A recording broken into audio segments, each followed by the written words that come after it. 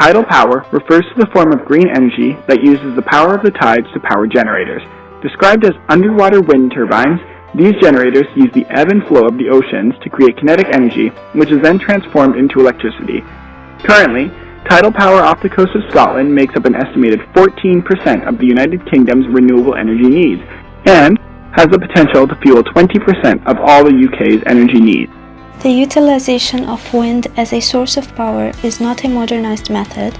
It goes to as early as 5000 BC, when wind energy was utilized to propel boats along the Nile River. Wind power is the use of airflow through wind turbines to mechanically power generators for electric power.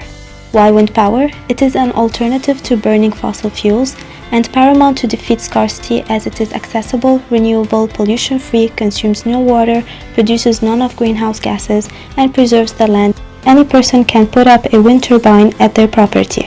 One can simply purchase and install a wind turbine sized to the needs of his or her household. Solar energy simply refers to the energy from the sun. It is the most important source of energy for life forms. Solar energy technologies use the sun's energy to light homes, produce hot water, heat homes, and electricity. The main benefit of solar energy is that it does not produce any pollutants and is one of the cleanest sources of energy. It is a renewable source of energy, requires low maintenance, and are easy to install.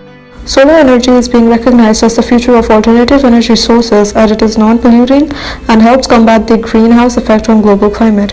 With new advancements in scientific researches, solar energy could be more affordable in the future with decreasing cost and increasing efficiency. Geothermal energy means earth heat. It is produced in different forms all over the world.